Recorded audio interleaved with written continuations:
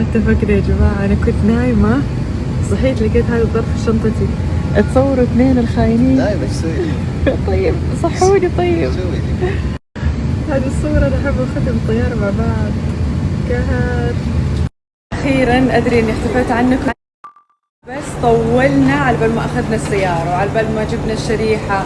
وتخيلوا الحمد لله إني لحقت أجيب شريحة، لأنه إحنا قاعدين جوة المحل بدأوا يقفلوا الباب. تخيلوا مرة كنت حنقهر، لأنه أوكي ممكن آخذ نت من جوال عبد الرحمن ويعطيني، بس مشكلتي لما أقفل الجوال خلاص أضطر أطلب منه النت مرة ثانية.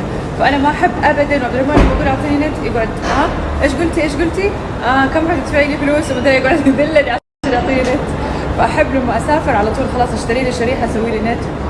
فللأسف كان في زحمة طولنا عشان كذا. المهم أخذنا السيارة. هذه السيارة اللي أخذها عبد الرحمن، قلت له إيش هذه السيارة الكبيرة كبيرة حرفيا، هذا حق 8 أشخاص يمكن، وإن شاء الله إنه بس ما نتورط في المواقف وكذا. المهم أنتوا لسه لحد الآن يعني ما تدروا إحنا وين. أنا ما أبغى أقول لكم إنه إحنا وين كذا. أبغى أروح عند معلم مرة مهم، ولو شفتوا المعلم هذا حتعرفوا كلكم إحنا وين بالضبط. فالحين الساعة 5:12 وما أدري هنا يأذن ساعة كم، يبغالنا نشيك ولسه ما إحنا عارفين وين حنفطر. لفيت واخر شيء رجعت للجيمس حقك. ها إيه أنا عشان لا انا عارفه انت في بالك تشتري هذه السياره الكبيره، عشان كذا استاجرتك اقول لك انه تجربها. وربي ايش هذا كم شخص هذه؟ ليش؟ هذه 8 اشخاص يمكن. ايوه واسعة السيارة مره كبيره بزياده حسيتها علينا. لا عشان تنبسطوا خذوا راحتكم. لا تبحبحوا شويتين. انا قصدي انه المواقف كيف حنتورط الحين فيها ولا لا؟ الامور طيبة، مواقف في كل مكان. المهم الحين نبغاك تودينا عند المعلم المهم يا عبد الرحمن عشان نوريهم احنا وين. انت ما قلتي لهم لسه؟ لا قولي والله كذا مو حلو وصلنا ابغى عند المعلم انا. لا لا لا لا لا لا لا ليش؟ المعلم حنروح بكره. اوه ماي جاد. طب ما في معلم ثاني غير؟ لا هو واحد، اهم واحد.